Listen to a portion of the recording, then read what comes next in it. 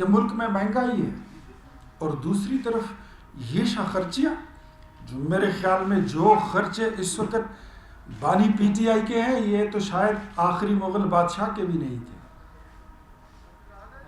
ये खर्चे कौन पूरे कर रहा है?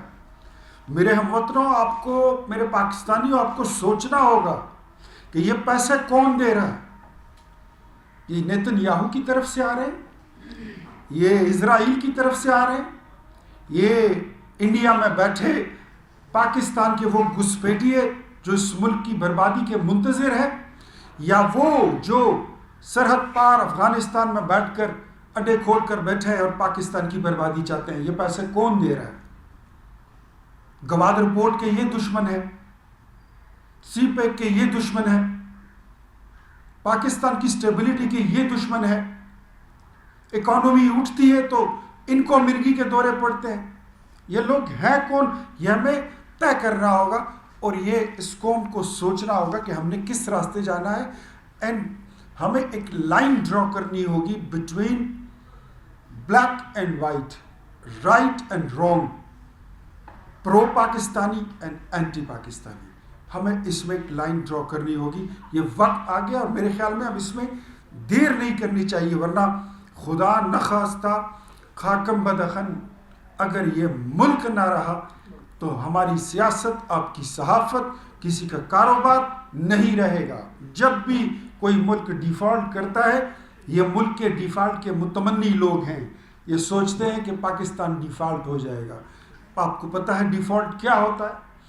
आपके जहाज़ जहाँ होंगे वो वहीं रुक जाएंगे, आपके बहरी जहाज़ जिस मुल्क में होंगे वो वहीं रुक जाएंगे, आपकी एलसीज बंद हो जाएंगी, बाज़ार बंद हो जाएंगे, लेन देन नहीं होगा, आड़ती नहीं आएंगे, और लोग एक दूसरे के खिलाफ खंजर उठा के पेट चीर देंगे और अपने लिए खुराक ढूंढेंगे। इसको डिफ़ॉल्ट कहते हैं। And this is what PTI demands, this is what Imran Khan seeking. वो इसका मुतमन्नी है। इंशाल्लाह हम इनका एजेंडा कभी भी मुकम्मल नहीं होने देंगे, चाहे इसमें जान जाती है 100 बार जाए, जो जाता है सब कुछ कुर्बान कर देंगे, लेकिन इंशाल्लाह पाकिस्तान पे आंच नहीं आने देंगे। और हम इनको बता दें कि आप हमारे सामने इतने ज़्यादा चैंपियन मत बने। आपकी अपनी जो जमहूरियत है वो भी हमने देखा है। पीटीआई में इतना झूठा प्रोपेगेंडा फैलाया जाता है, लीडर इनमें कोई है नहीं, सब एक दिन पैदा हुए हैं, और एक ही दिन इनमें कोई ना बाप है, ना कोई बेटा है, ना भांजा है, ना मामू है, सब एक दिन पैदा हुए हैं फार्मी मुर्गियों की तरह। कोई इनमें बड़े छोटे की तमीज़, कोई शफकत वो तो रही नहीं।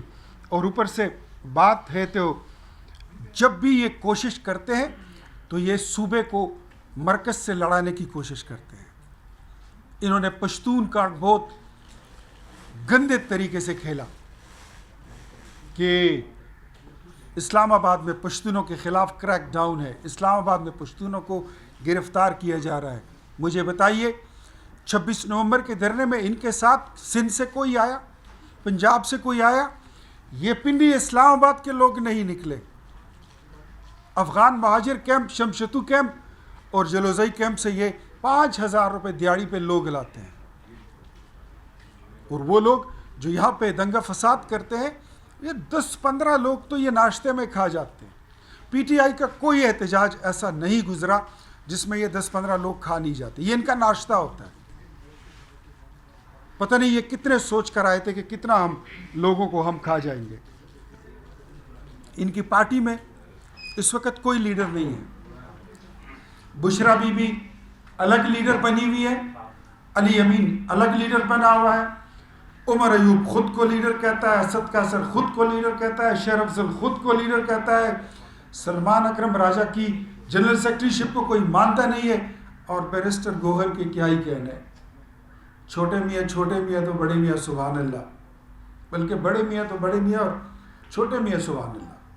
समझ ही नहीं आती इनकी कि बंदा इनसे बात भी करे तो किससे करे। ये एक दूसरे को तस्लीम ही नहीं करते, एक दूसरे के वजूद को तस्लीम करने से भी ये इनकारी हैं। इमरान खान की गिरफ्तारी का ये मतलब नहीं था कि आप पाकिस्तान की बुनियादी असास पर हमले करें, अब पाकिस्तान के वजूद पर हमले करें, कभी भी नहीं होगा। इनकी एक स्टेटमेंट बड़ी मशहूर हुई थी, ये कहते होते थे कि इमरान नहीं तो पाकिस्तान नहीं। हम इन्हें कहते हैं कि इमरान हो न हो, हम हो न हो, पाकिस्तान रहेगा ताकि कयामत रहेगा, इंशाअल्लाह सलामत रहेगा। Thank you very much. Pakistan जिंदाबाद। ये मेरे नॉलेज में आया है कि तकरीबन 5 लाख रुपए डेली का खर्चा है उस तुरम खान साहब का, जो ये लोग बाहर आकर ना कहते हैं ना कि बड़ी ग्रेस के साथ जेल काट रहा है। मैं कह यार बड़ी अच्छी चंगी ग्रेस है, इतनी फैसिलिटीज़ तो हमें बाहर नहीं अवेलेबल जितनी उसको जेल में अवेलेबल है। 5 लाख रुपए का खर्चा, पता नहीं कितनी मुर्गियाँ खा जाता है। इतने तो शायद अमेज़न के गीदड़ भी ना खाते जाते हों जितने मुर्गे ये खा जाते हैं एक दिन में। पता नहीं क्या है क्या नहीं है। हाँ, ये अब देखना पड़ेगा कि इसमें सरकारी खर्चा कितना है और ये बाहर का खर्चा इसमें कहाँ से आता है, कौन कर रहा है, हम इसको अभी डिग आउट करेंगे। ये आपने अच्छा पॉइंट उठाया। साहब ये बताइएगा कि आप कह रहे हैं कि उनके साथ उठना बैठना पीटीआई के साथ ये भी मयूब होगा, और मुज़ाकरात के हवाले से क्या कहेंगे जो हुकूमत करने जा रही है? हद में आप, मैं सोशली बात कर रहा हूँ, आप पार्लियामेंट का सवाल उठा रहे हैं। मैंने माशरती बात की कि पॉलिटिकल पार्टी ये अभी तक बन नहीं चुके।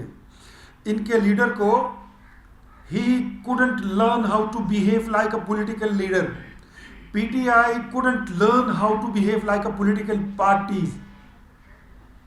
वहां पे जो बात हो रही है वो हम पब्लिक मैंडेट का एहतराम कर रहे हैं, और जो मैं बात कर रहा हूं कि सोशली अपने आप को डिसएसोसिएट और डिसएंगेज कर लीजिए, बिकॉज ये लोग पाकिस्तान नहीं चाहते।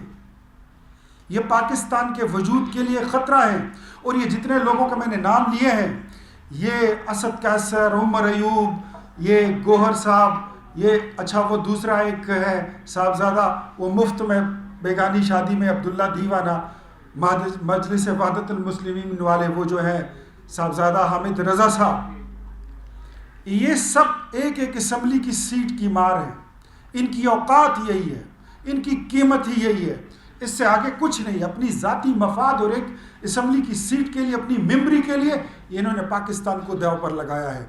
वरना मैंने साहबजादा हामिद रज़ा को टीवी पे कहा था कि दिल पे हाथ रख के कलमा पढ़ो कि तुम किसके साथ खड़े हो।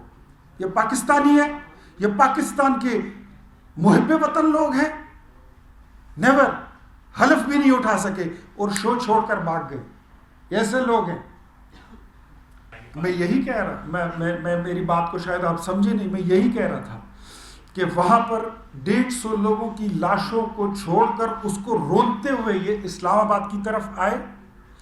अटक से लेकर डी चौक तक इन्होंने क्रेनें इस्तेमाल की, इन्होंने रेस्क्यू की गाड़ियाँ इस्तेमाल की, इन्होंने प्राइवेट मशीनरी इस्तेमाल की और रास्ते खोलते गए। लेकिन ये कुर्म का रास्ता नहीं खोल सकते थे, बिकॉज इनका इंटरेस्ट नहीं था। इनका इंटरेस्ट है ही नहीं। लोग मरते हैं, मर जाएं, शहीद होते हैं, हो जाएं, गरीब होते हैं, हो जाएं, भूखे होते हैं, हो जाएं, इनको कोई प्रॉब्लम नहीं पड़ती। इनकी सियासत जिंदा रहे। इनकी कभी भी किसी भी नैरेटिव में, किसी भी नारे में कभी भी आपको कंसिस्टेंसी नहीं मिलेगी।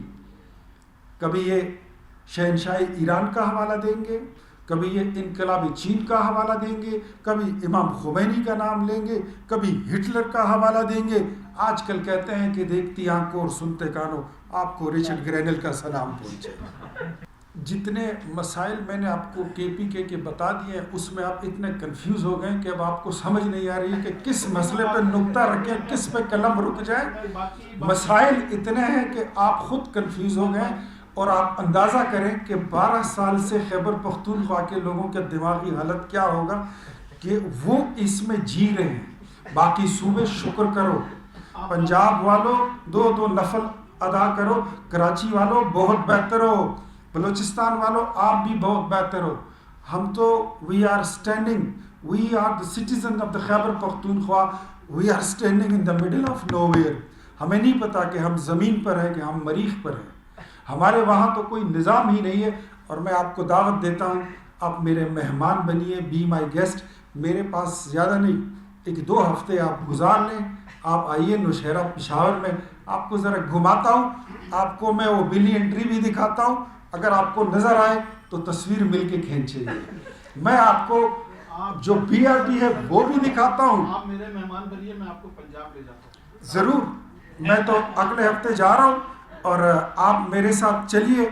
अगर आप पंजाब में हैं और आपने अभी तक आईटी यूनिवर्सिटी नहीं देखी, अगर आपने डॉक्टर ऑन व्हील्स नहीं देखे, अगर आपने डॉक्टरों को काम करते नहीं देखा, मैं आपको दिखाता हूँ।